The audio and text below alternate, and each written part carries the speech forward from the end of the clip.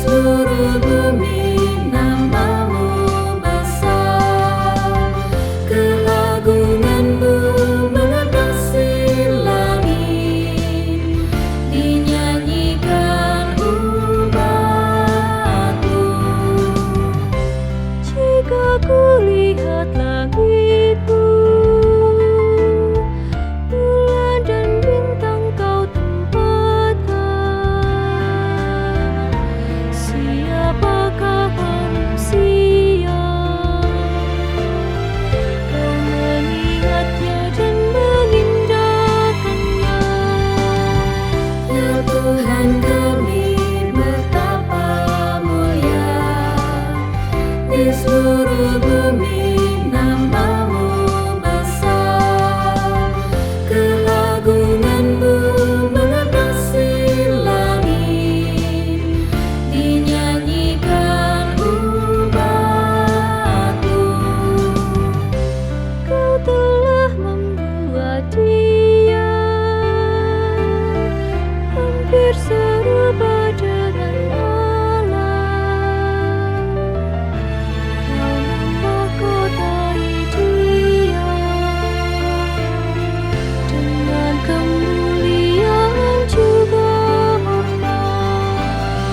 Ya Tuhan kami, betapa mulia di seluruh bumi namamu besar, keagunganmu mengatasi langit, dinyanyikan umatmu.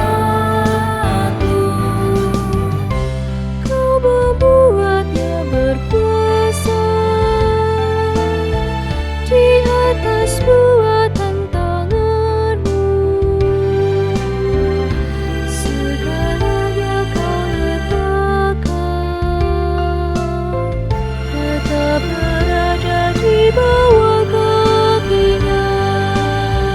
Ya Tuhan kami, betapa mulia di seluruh bumi namamu besar, keagunganmu mengatasi langit, dinyanyikan umatmu. Kambing domba lembu sapi, binatang-binatang di padang, burung-burung di udara, dan ikan-ikan melintasi laut. Ya Tuhan kami, betapa mulia di seluruh bumi namamu besar, keagunganmu mengatasi langit, dinyanyikan umatmu.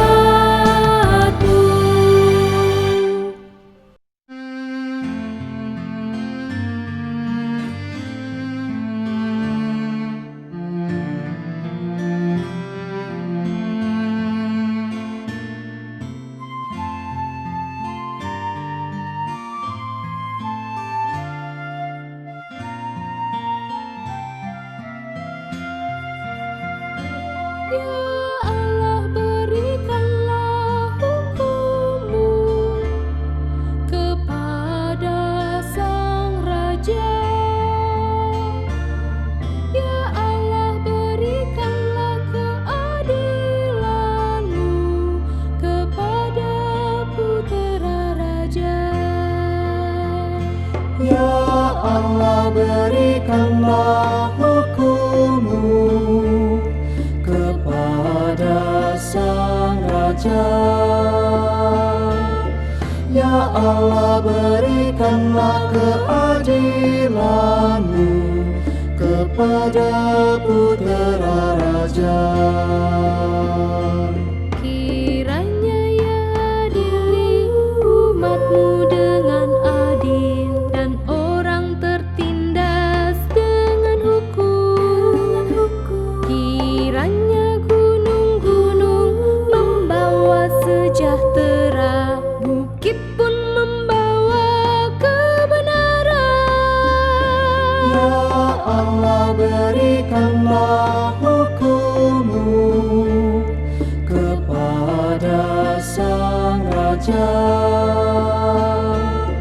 Ya Allah, berikanlah keadilan-Mu kepada Putera Raja. Kiranyalah Sang Raja memberikan keadilan kepada orang-orang tertindas. Kiranya Ia menolong setiap orang miskin, tetapi pemeras diremukkan. Ya Allah, berikanlah hukum-Mu kepada Sang Raja. Ya Allah, berikanlah keadilan-Mu kepada Putera Raja.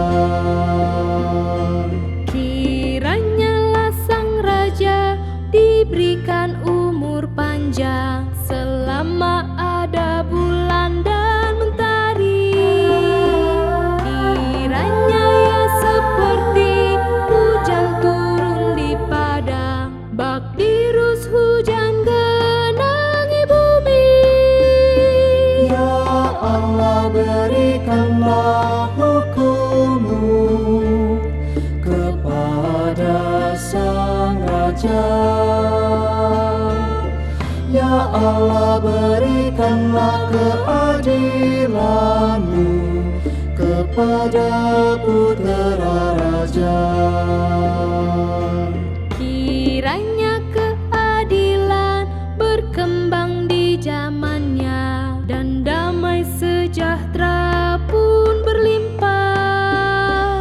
Kiranya keadilan berkembang di zamannya, sampai tidak ada lagi bulan.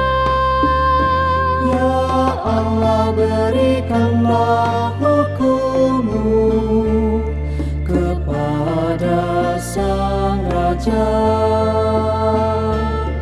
Ya Allah, berikanlah keadilan-Mu kepada Putera Raja. Terpuji Tuhan Allah yang sanggup melakukan karya ajaibnya seorang diri. Terpujilah kiranya namanya yang mulia, bumi penuh kemuliaan-Nya. Ya Allah, berikanlah hukum-Mu kepada Sang Raja. Ya Allah, berikanlah keadilan-Mu kepada Putera Raja.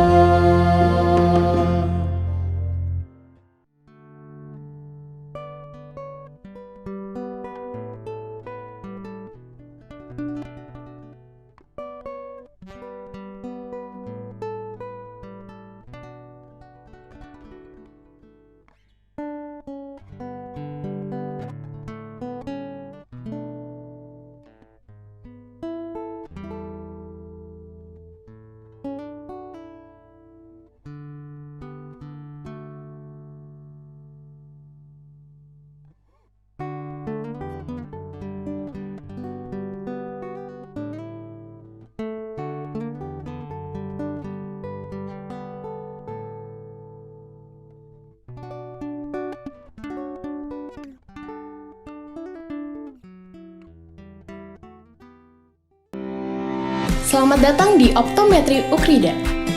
Optometri Ukrida adalah program studi optometri pertama dan satu-satunya di Indonesia. Keren banget kan? Optometris atau lulusan optometri merupakan profesi perawatan kesehatan yang melibatkan pemeriksaan mata dan sistem visual yang berlaku untuk cacat, kelainan, serta diagnosis medis dan manajemen penyakit mata lainnya. Optometri merupakan filter pertama dalam pemeriksaan kesehatan mata sebelum pasien dirujuk oftalmologis. Optometri Ukrida sudah didukung oleh fasilitas laboratorium lengkap dan canggih loh. Berbagai kesempatan karir menantimu di jurusan ini. Tentunya, dengan didampingi para dosen nasional maupun dosen internasional terbaik yang didatangkan khusus buat kalian. So, jangan ragu untuk segera daftarkan dirimu di Optometri Ukrida.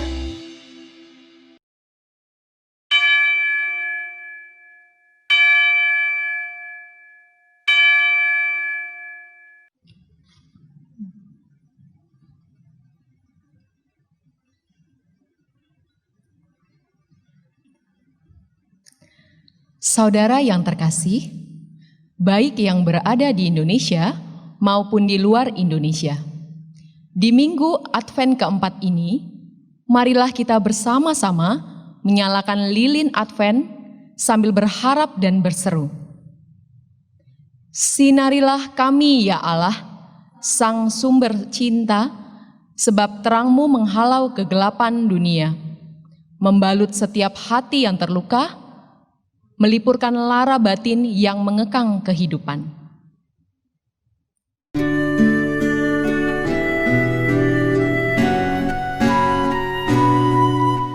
Yesus terang-Mu pelita hatiku, jangan kegelapan menguasaiku. Yesus terang-Mu pelita hatiku, biar selalu ku sambut cinta-Mu. Yesus terang-Mu pelita hatiku, jangan kegelapan menguasaiku. Yesus terang-Mu pelita hatiku, biar selalu ku sambut cinta-Mu. Yesus terang-Mu pelita hatiku, jangan kegelapan menguasaiku. Yesus terang-Mu pelita hatiku, biar selalu ku sambut cinta-Mu. Marilah kita menyambut datangnya Sang Terang, pembawa cinta yang hadir dalam kerendahan, yang kedatangannya kita rindukan senantiasa.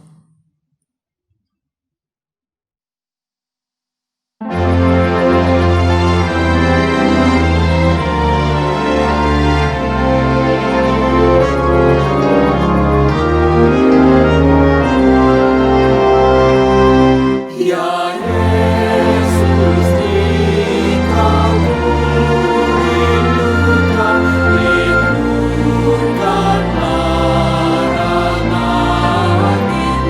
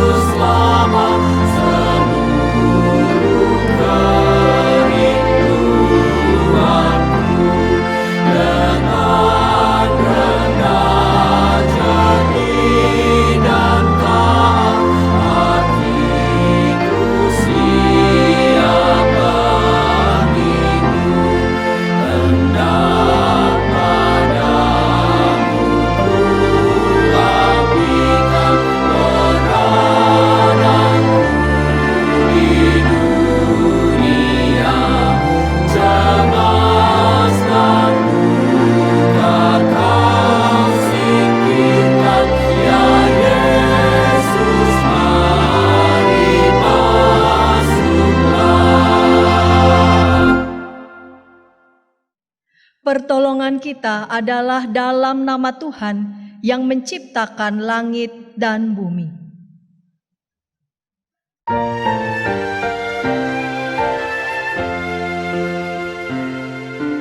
Amin, amin, amin, amin, amin,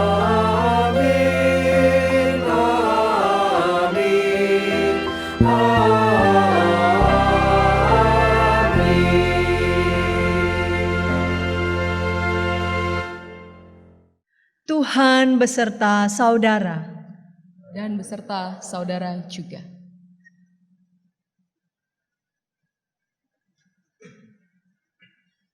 Kata hamba Tuhan kerap kali dilekatkan kepada orang-orang yang melayani Tuhan, seperti pendeta, penatua, pewarta Injil, aktivis, atau juga orang Kristen secara umum. Kata hamba sesungguhnya berarti abdi, budak, pelaksana dari apapun yang tuannya minta. Hamba tidak berhak menaruh kepentingannya di atas kehendak sang tuan. Ini bukan hal yang mudah, apalagi menyenangkan, sebab setiap orang mempunyai ide, keinginan, kehendak atas hidup, usaha, dan pelayanannya.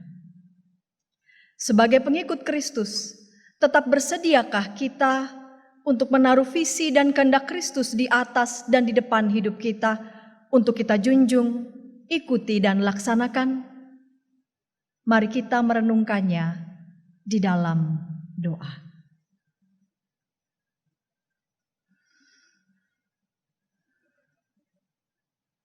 Ya Allah, Sang Pemilik kehidupan, kami senang dan bangga dengan status hamba Tuhan yang kami dapat, baik karena pelayanan kami, atau posisi kami, atau identitas kami sebagai pengikut Kristus. Kami bersyukur, sebab Engkau mengundang dan mengizinkan kami melayani-Mu. Namun sebagai hamba, kami terkadang lebih mengutamakan kehendak kami sendiri, bahkan menjadi diri sebagai tuan dan pengendali hidup, dan lalu menuntut Allah menyetujui kemauan kami. Ya Bapa, kami mengakui dan memohon ampun atas kebebalan kami. Ya Kristus, terangi hati kami dan jalan kami untuk kembali belajar menjadi hamba-Mu dimanapun kami berada dan apapun yang kami kerjakan, sehingga Kristuslah yang terlihat dalam hidup kami. Ya Roh Kudus, ingatkan dan teguhkan kami selalu untuk benar-benar menaruh diri kami di bawah belas kasih dan kehendak-Mu, sehingga kami menghamba dengan kerelaan dan penuh sukacita. Kasihanilah kami, ya Tuhan.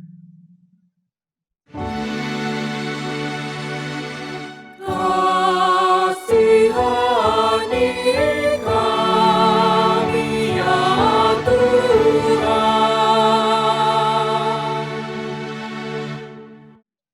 Dalam nama Yesus Kristus kami berdoa. Amin.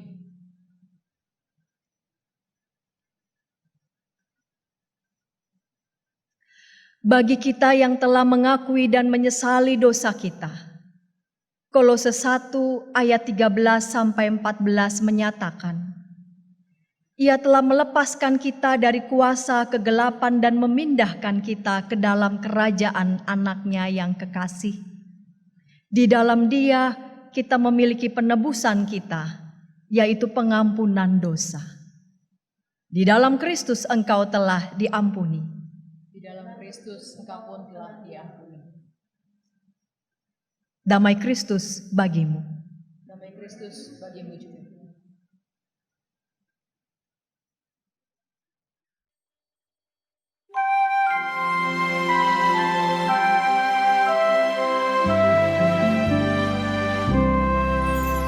Besar kasih Allah dalam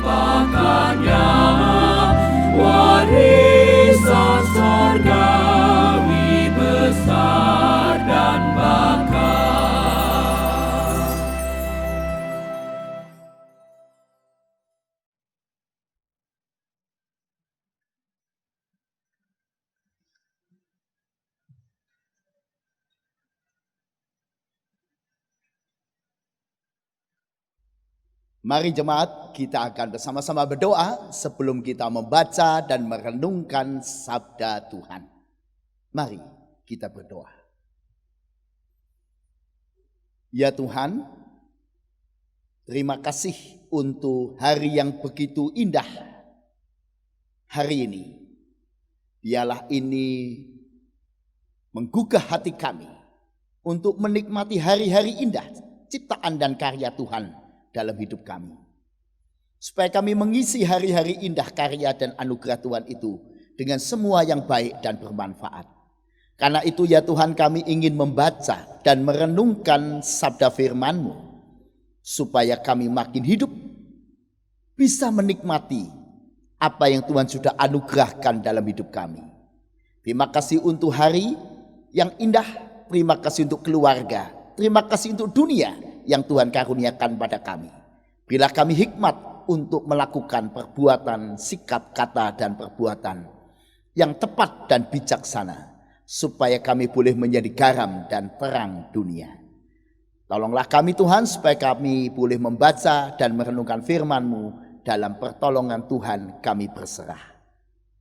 Amin. Bacaan pertama dari kitab 2 Samuel 7 ayat 1 sampai 11 dilanjutkan ayat 16.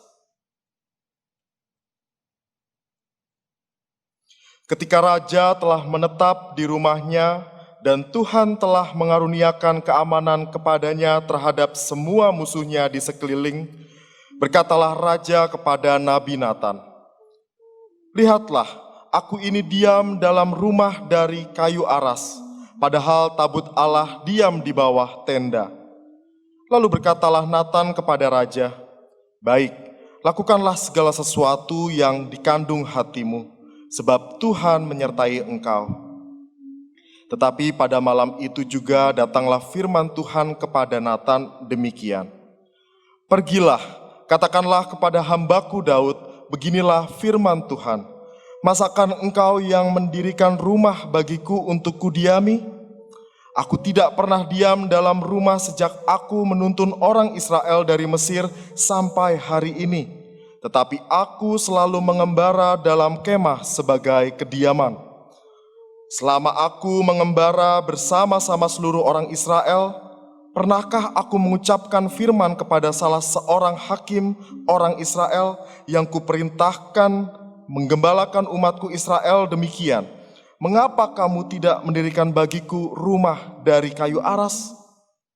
Oleh sebab itu, beginilah kau katakan kepada hambaku Daud, beginilah firman Tuhan semesta alam, akulah yang mengambil engkau dari padang ketika menggiring kambing domba untuk menjadi raja atas umatku Israel. Aku telah menyertai engkau di segala tempat yang kau jalani, dan telah melenyapkan segala musuhmu dari depanmu. Aku membuat besar namamu seperti nama orang-orang besar yang ada di bumi. Aku menentukan tempat bagi umatku Israel dan menanamkannya, sehingga ia dapat diam di tempatnya sendiri dengan tidak lagi dikejutkan dan tidak pula ditindas oleh orang-orang lalim seperti dahulu, sejak aku mengangkat hakim-hakim atas umatku Israel. Aku mengaruniakan keamanan kepadamu daripada semua musuhmu. Juga diberitahukan Tuhan kepadamu, Tuhan akan memberikan keturunan kepadamu. Keluarga dan kerajaanmu akan kokoh untuk selama-lamanya di hadapanku, tahtamu akan kokoh untuk selama-lamanya." Demikianlah sabda Tuhan. Kepada Allah.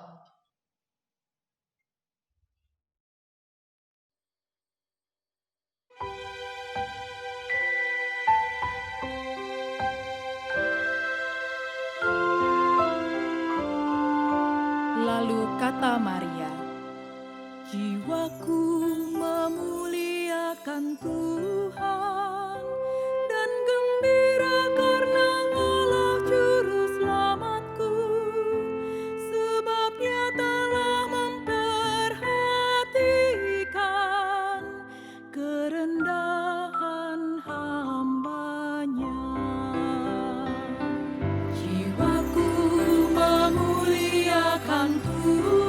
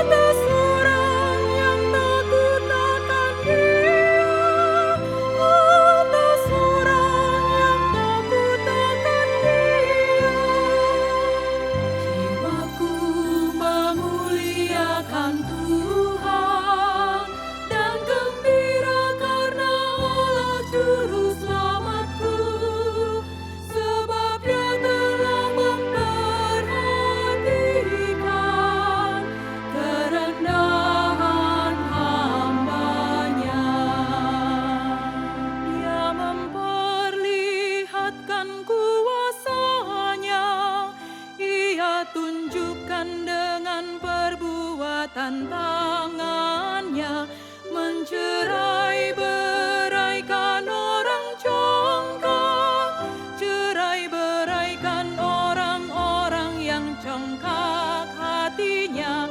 Dia turunkan orang berkuasa, dia turunkan dari tahtanya, dia tinggikan orang-orang yang rendah, dia meninggikan orang-orang yang rendah.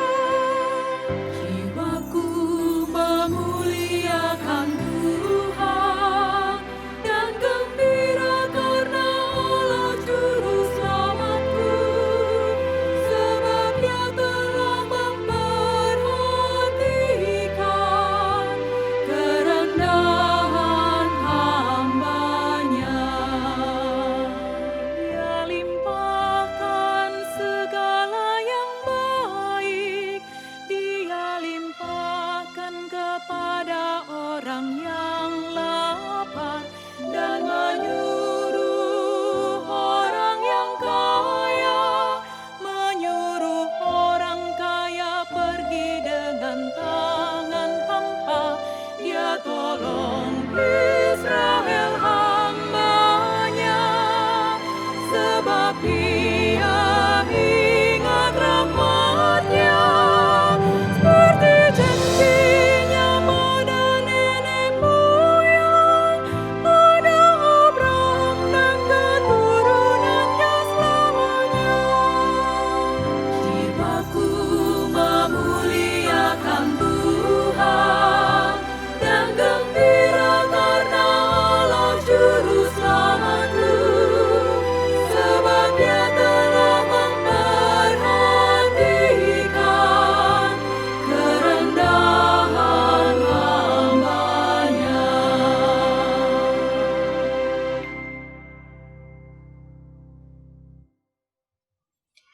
Bacaan kedua dari surat Roma pasal 16 ayat 25 sampai 27.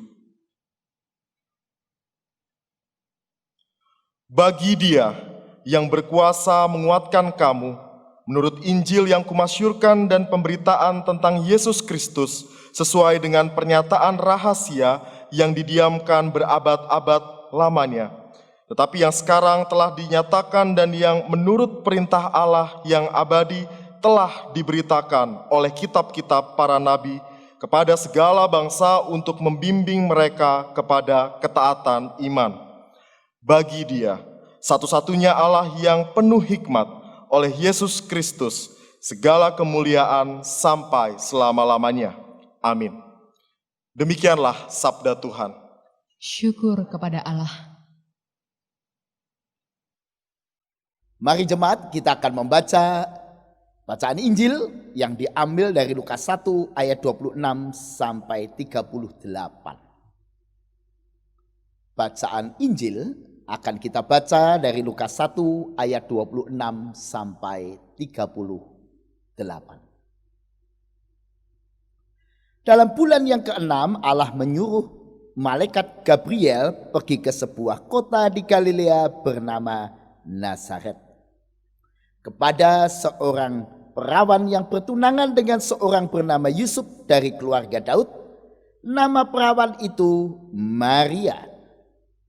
Ketika malaikat itu masuk ke rumah Maria, ia berkata, "Salam, hai engkau yang dikaruniai, Tuhan menyertai engkau." Maria terkejut mendengar perkataan itu, lalu bertanya ia dalam hatinya, apakah arti salam itu? Kata malaikat itu kepadanya, "Jangan takut, hai Maria, sebab engkau beroleh kasih karunia di hadapan Allah. Sesungguhnya engkau akan mengandung dan akan melahirkan seorang anak laki-laki, dan hendaklah engkau menamakan dia Yesus. Ia akan menjadi besar dan akan disebut anak Allah yang maha tinggi, dan Tuhan Allah akan mengaruniakan kepadanya tahta Daud, bapa leluhurnya. Dan ia akan menjadi raja atas kaum keturunan Yakub sampai selama-lamanya, dan kerajaannya tidak akan berkesudahan. Kata Maria kepada malaikat itu, bagaimana hal itu mungkin terjadi? Karena aku belum bersuami. Jawab malaikat itu kepadanya, Roh Kudus akan turun atasmu dan kuasa Allah yang Maha Tinggi akan menaungi engkau. Sebab itu anak yang akan kau lahirkan itu akan disebut kudus, anak Allah. Dan sesungguhnya Elisabet, sanakmu itu, ia pun sedang mengandung seorang anak laki-laki pada hari tuannya. Dan inilah bulan yang ke-6 bagi dia yang disebut mandul itu.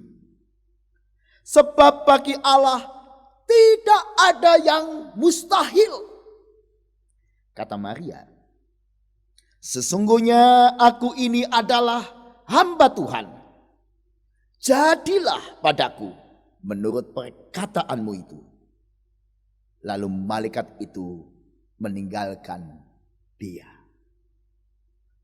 Demikianlah Injil Yesus Kristus. Yang berbahagia adalah saudara dan saya yang tidak hanya membaca dan merenung, tapi hidup di dalam sabda Tuhan setiap hari. Maranatha.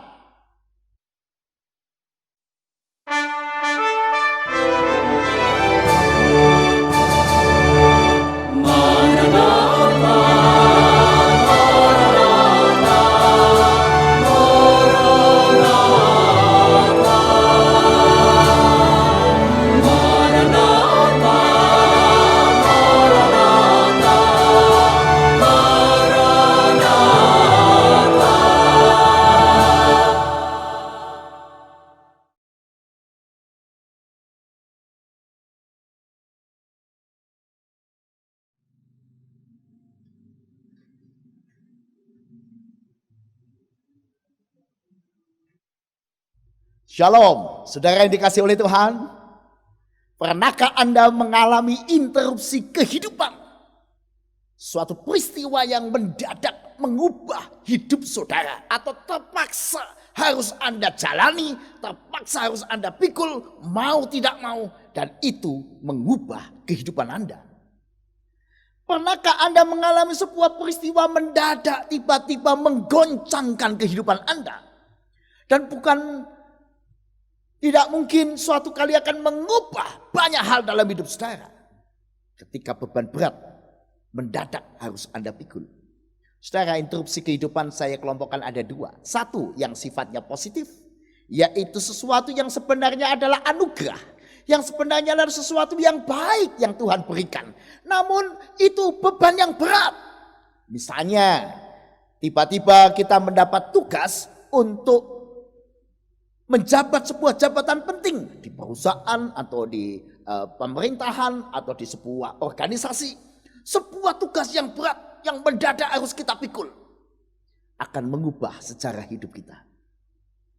Atau mungkin tahu-tahu kita mendapatkan tugas untuk menjadi majelis jemaat misalnya, atau penatua, atau aktivis gereja, menjabat sebuah pengurus di badan pelayanan di gereja. Sebuah jabatan yang mengubah hidup kita. Atau mungkin sesuatu yang unik, misalnya tiba-tiba diminta atau diajak oleh pacar untuk segera menikah. Situasi mendadak mengajak kita mau tidak mau harus segera menikah. Wah, itu sebenarnya hal yang bahagia, positif. Dapat tugas, mau menikah, mendapatkan hal-hal yang baik, tapi rasanya belum siap. Begitu berat, mendadak. Yang kedua saudara, hal yang mendadak bisa juga hal yang negatif. Yang ini yang sering kali terjadi. Tahu-tahu kita kena PHK. Tahu-tahu ujian kita gagal mendapatkan nilai yang buruk. Tahu-tahu kita mendapatkan goncangan-goncangan kehidupan. Misalnya, tahu-tahu kena bencana alam. kena bencana, rumah rubuh, kehilangan pekerjaan. Di masa pandemi ini bukankah banyak yang kena goncangan mendadak? Tahu-tahu bisnisnya goyang, tahu-tahu sepi tokonya, sepi warungnya, tahu-tahu punya beban hutang yang banyak yang nggak pernah terbayang sebelumnya. Tahu-tahu dokter mengatakan engkau sakit serius. Niat baik. Kita kadang-kadang ingin berjuang untuk keluarga, tapi tahu-tahu dokter mengatakan Anda punya penyakit yang serius misalnya. Bukankah itu adalah goncangan-goncangan yang saya sebut interupsi kehidupan yang luar biasa? Kita nggak pernah siap untuk hal yang demikian. Tahu-tahu orang yang kita kasih dipanggil pulang oleh Tuhan. Banyak orang tiba-tiba ada dalam kedukaan yang hebat ketika pasangannya dipanggil Tuhan secara mendadak. Pertanyaannya, apakah Anda siap mengalami interupsi kehidupan? Baik yang positif maupun yang disebabkan hal-hal yang negatif. Tapi kita harus siap saudara, karena memang dunia ini, hidup kita ini mau tidak mau harus siap. Selalu akan ada interupsi dalam kehidupan kita. Maria, seorang gadis biasa, tidak terkenal, dan siapapun rasanya tidak ada yang kenal Maria sebelum berita di dalam Injil. Gadis biasa yang punya mimpi biasa. Dia ingin menikah, hidup damai dan tenang, bahagia bersama tunangannya Yusuf. Tahu-tahu Tuhan mengutus malaikat Gabriel kepadanya. Dan dia mendapat tugas yang maha berat, yaitu menjadi ibu dari Mesias yang dinantikan oleh dunia dan khususnya oleh orang-orang Yahudi waktu itu. Mesias yang akan menjadi juru selamat dunia, tapi dia rasanya tidak siap. Tahu-tahu dia mendapat anugerah menjadi ibu dari Mesias. Bayangkan saudara. Tahu-tahu dia akan hamil dari Roh Kudus. Bagaimana dia akan berhadapan dengan Yusuf tunangannya? Bagaimana dia akan menjelaskan situasi itu? Itu goncangan yang mengerikan. Bisa jadi Yusuf marah. Bahkan kalau menurut Ulangan pasal 22 ayat 23 dan 24, seorang tunangan yang hamil dan kemudian melahirkan, misalnya begitu, bukan dengan tunangannya, dia bisa dituduh berzina dan dia bisa dirajam dengan batu. Jadi dia berhadapan dengan resiko-resiko yang luar biasa.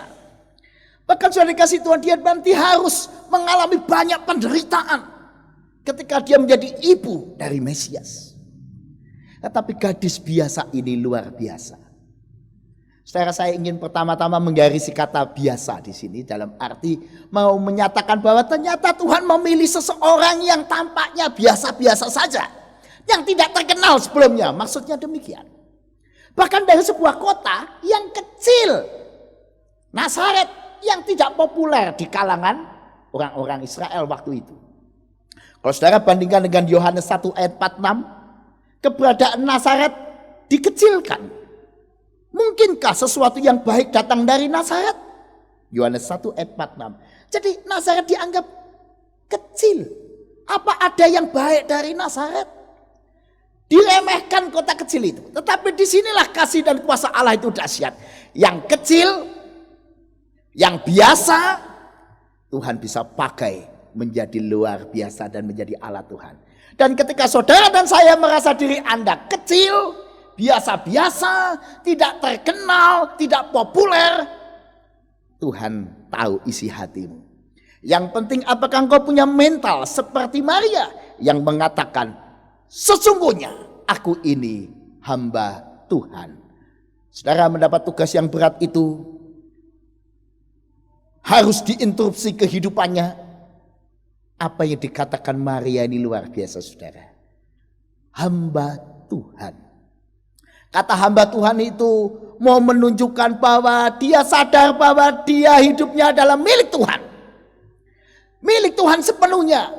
Seorang hamba atau budak, doulos, sudah dibeli dan ditebus oleh tuannya, lunas dibayar, dan kini hidupnya 100% milik tuannya dan untuk tuannya.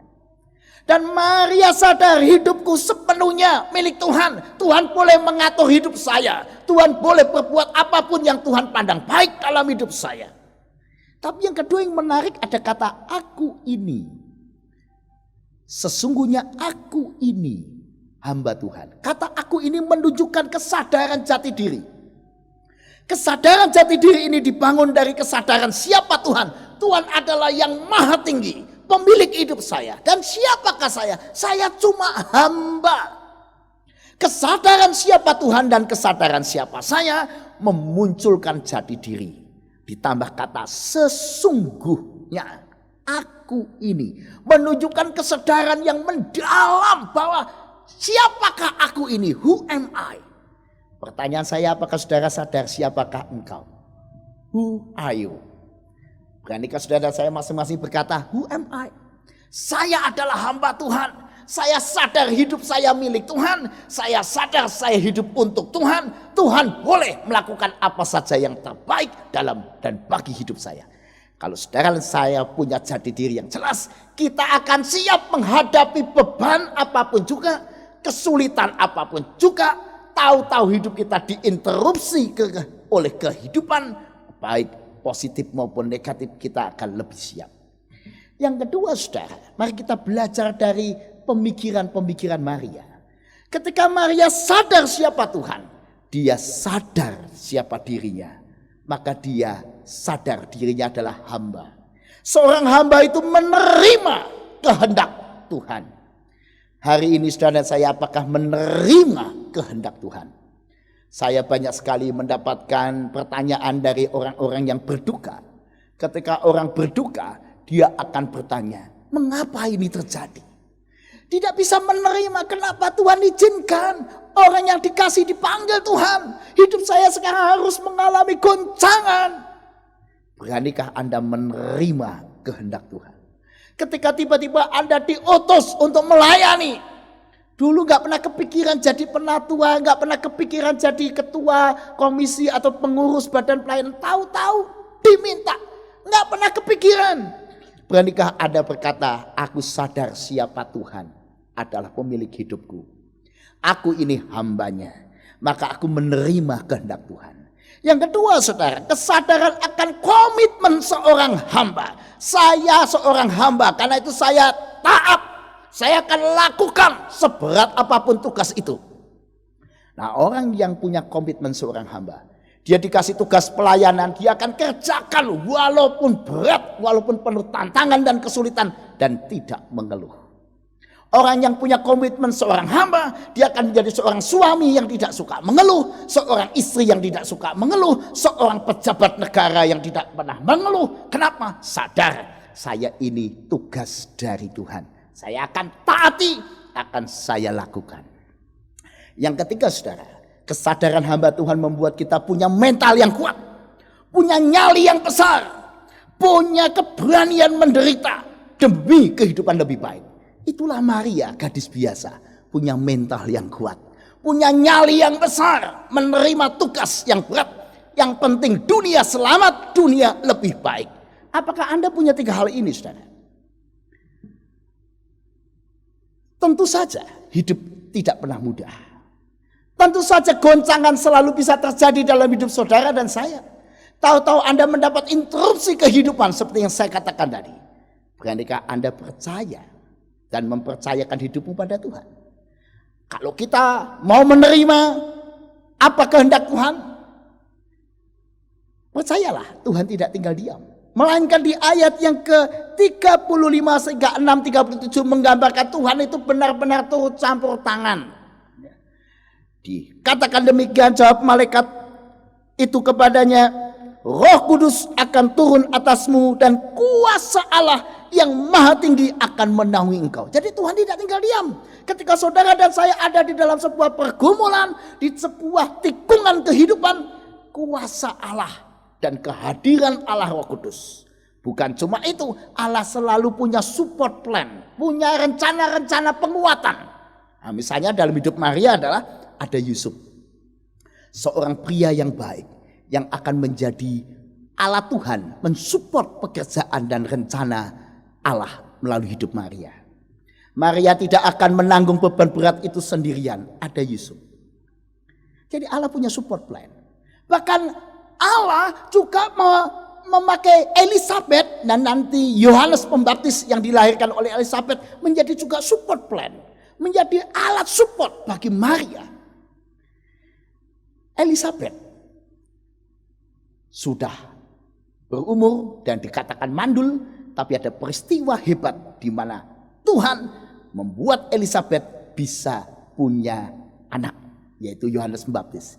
Ini bukan peristiwa biasa, peristiwa yang luar biasa. Seorang yang mandul sekarang bisa mengandung. Peristiwa yang dahsyat itu menjadi alat Tuhan untuk mengingatkan Maria, untuk mensupport Maria bahwa sesungguhnya Allah betul-betul luar biasa.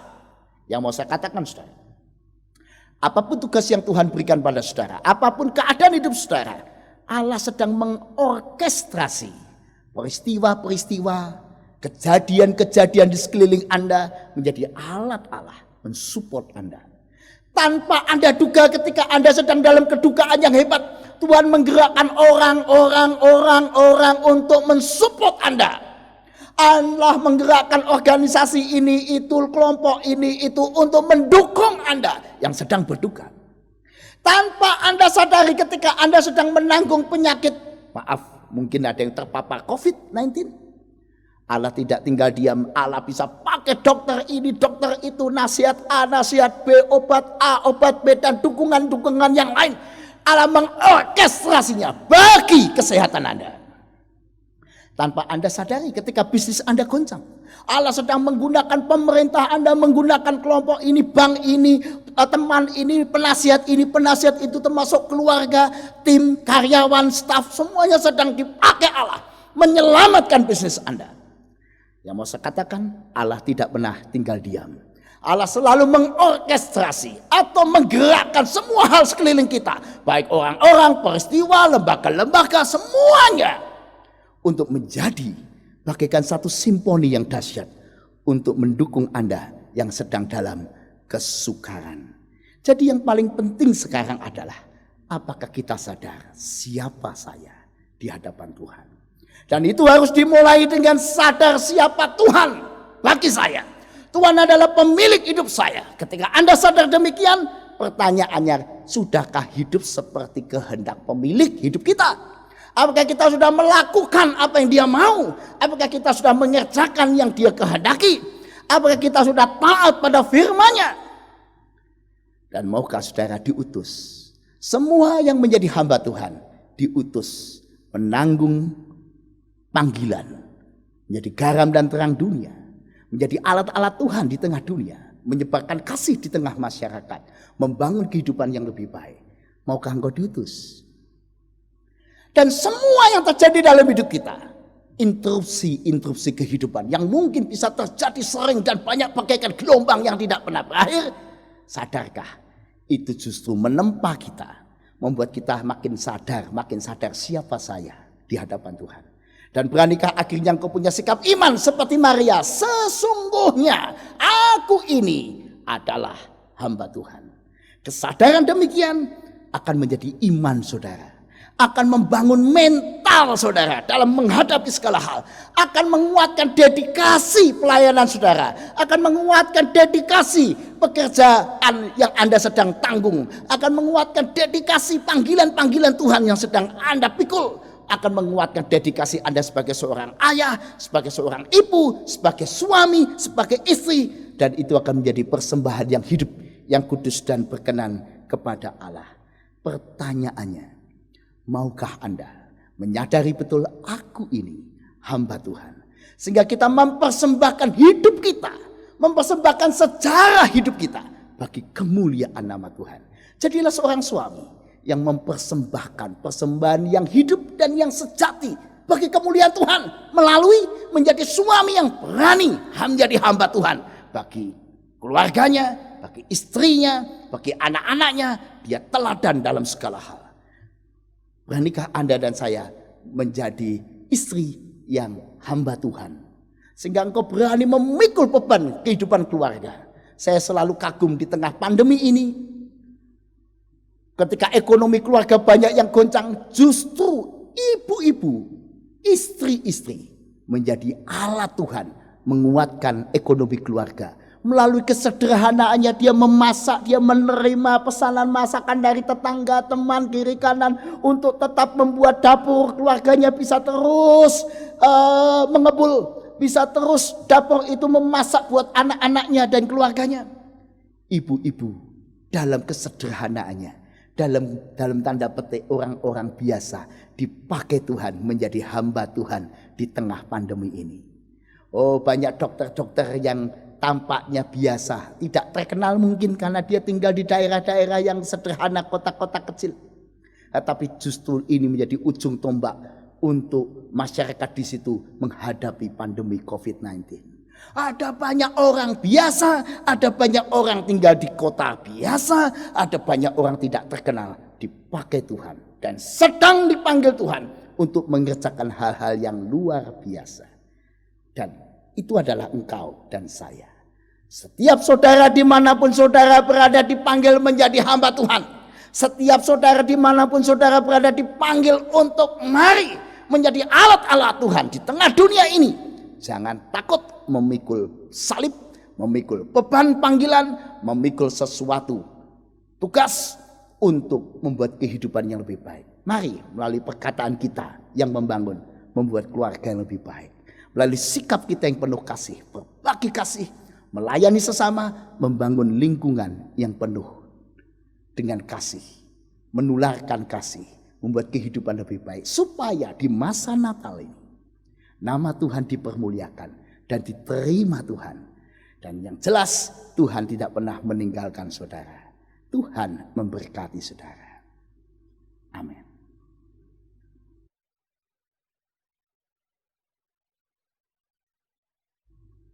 Mari jemaat, kita memasuki saat teduh. Sekaligus kita bisa menguatkan dalam saat teduh, dalam doa pribadi. Bagi saudara yang sedang mengalami goncangan kehidupan, interupsi kehidupan, mari belajar seperti Maria. Aku ini hamba Tuhan. Mari kita memasuki saat teduh.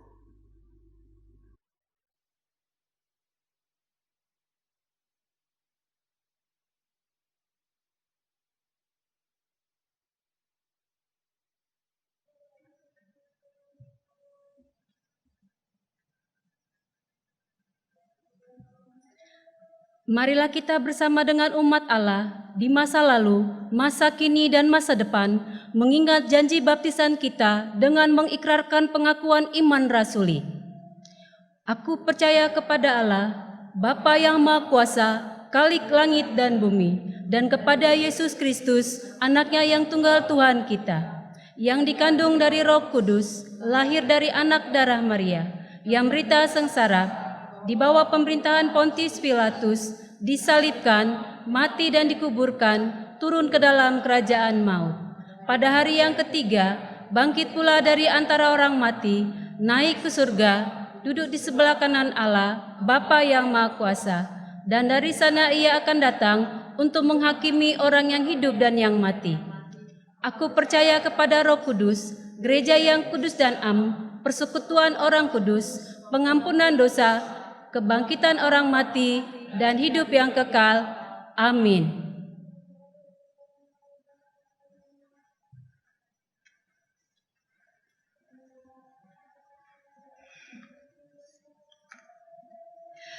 Mari kita berdoa. Bapa kami yang di surga, kami bersyukur kami boleh memasuki Minggu Advent yang keempat. Ajar kepada kami agar kami memiliki hati yang terus mau belajar menempatkan kehendak Tuhan dalam hidup kami, sehingga kami boleh dijauhkan dari kecongkakan hati. Kami bersatu hati mau berdoa bagi bangsa dan negara kami. Tuhan berikan hati kepada para pemimpin bangsa kami yang sungguh mengingat akan janji mereka untuk menempatkan kesejahteraan anak bangsa dari ujung barat sampai ujung timur, sehingga mereka tidak memerintah tidak melakukan hal-hal yang menyakiti anak bangsa. Kami juga mau berdoa bagi gereja Tuhan yang merayakan Advent di masa pandemi ini. Berikanlah kepada kami hati yang terus mau bersyukur kepada Tuhan. Kami percaya sekalipun di dalam situasi yang tidak mudah, setiap anak-anak-Mu, setiap keluarga dimampukan untuk melaksanakan tugas dan tanggung jawab, dan kami percaya hidup kami terus dipelihara oleh Tuhan. Terima kasih ya Tuhan, inilah doa kami kepadamu, di dalam Yesus Kristus yang telah mengajar kami berdoa. Bapa kami yang di surga, dikuduskanlah namamu, datanglah kerajaan-Mu, jadilah kehendak-Mu di bumi seperti di surga. Berikanlah kami pada hari ini makanan kami yang secukupnya, dan ampunilah kami akan kesalahan kami, seperti kami juga mengampuni orang yang bersalah kepada kami. Dan janganlah membawa kami ke dalam pencobaan, tetapi lepaskanlah kami dari yang jahat, karena Engkaulah yang empunya kerajaan dan kuasa dan kemuliaan sampai selama-lamanya. Amin.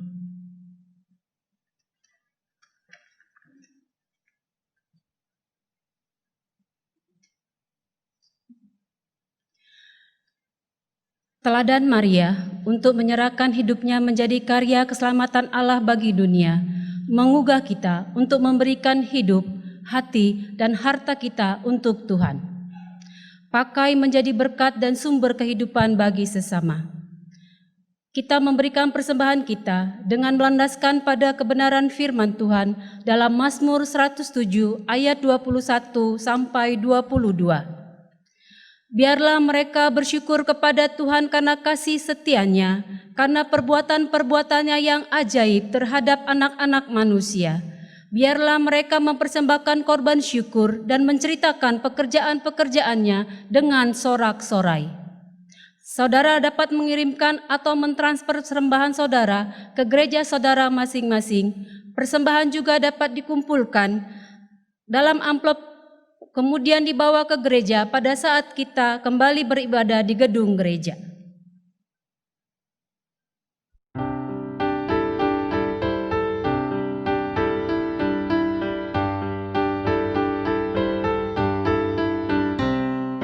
Mari bersyukur semua atas kebajikan Tuhan, kasih perjanjiannya sungguh nyata selamanya.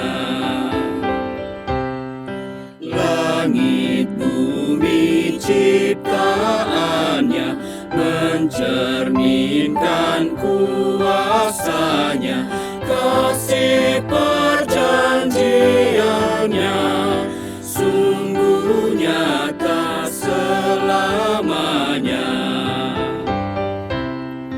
Dia yang mengingat kita dalam susah dan derita, kasih perjanjiannya sungguh nyata selamanya.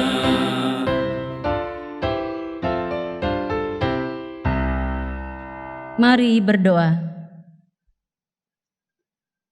Ya Allah yang kami kenal melalui pribadi Yesus Kristus, kami mensyukuri kasih setia-Mu yang sungguh nyata selamanya. Engkau mengingat setiap kami, Engkau menghadirkan kebajikan dalam hidup kami, maka tidak ada yang dapat menghalangi kami untuk membawa persembahan ini ke hadapan-Mu. Kiranya persembahan ini dapat menjadi berkat, menjadi kesaksian atas kebaikan-Mu, dan menjadi bentuk bagi gereja meneruskan karya keselamatan-Mu. Di dalam nama Yesus Kristus kami berdoa. Amin.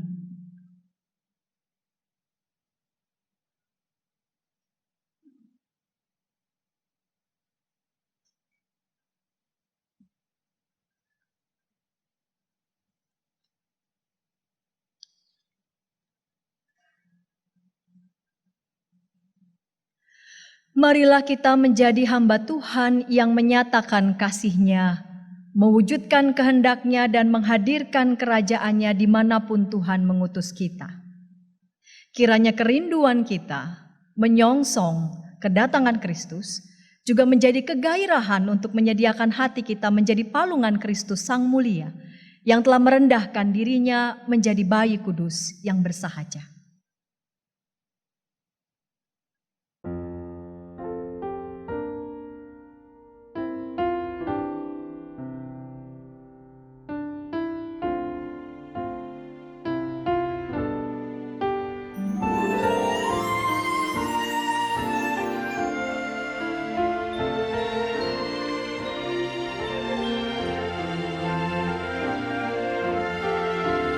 Bayi kudus bersahaja di palungan lahirnya.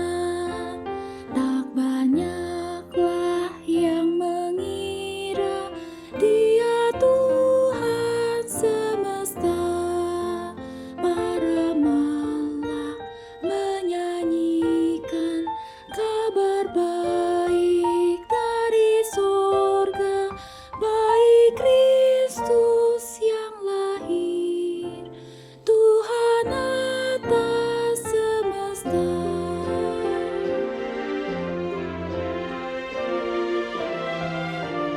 Gembala pun menyaksikan kemuliaan Tuhan dalam wajah bayi Kristus. Genaplah janji kudus dan mereka bergembira, yang dinanti telah tiba. Bayi Kristus telah lahir, bagi kita Dia hadir.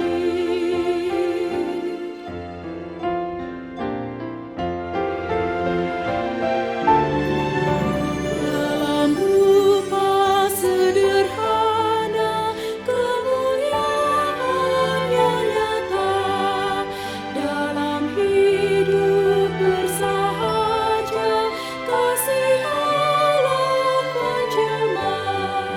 Berbahagia yang percaya, pasrah diri dalam iman. Bayi Kristus yang lahir, Tuhan atas semesta.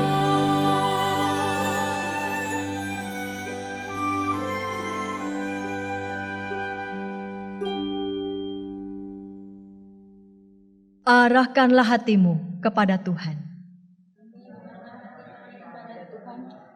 Jadilah saksi Kristus. Terpujilah Tuhan. Tuhan meneguhkan engkau menjadi hamba-Nya bagi pekerjaan dan kehadiran-Nya di dunia. Tuhan menguatkan engkau agar tetap setia dan penuh pengharapan mewujudkan kehendak-Nya dalam keseharian. Dan sampai kita bertemu kembali, kiranya cinta kasih dari Allah Bapa melalui Anak Tunggal-Nya Yesus Kristus dan persekutuan Roh Kudus senantiasa memerintah di dalam hatimu dari sekarang ini dan sampai selamanya. Maranatha,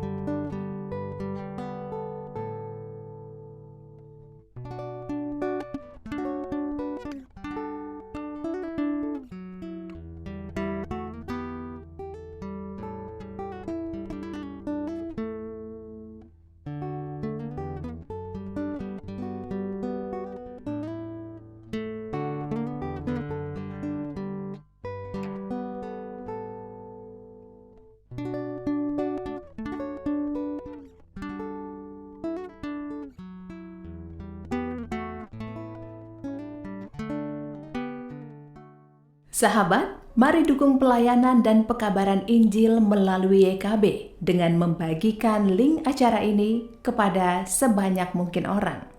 Dukungan juga dapat saudara lakukan dengan mentransfer dukungan finansial ke rekening BCA ke nomor 450-305-2990, 450-305-2990 atas nama Yayasan Komunikasi Bersama.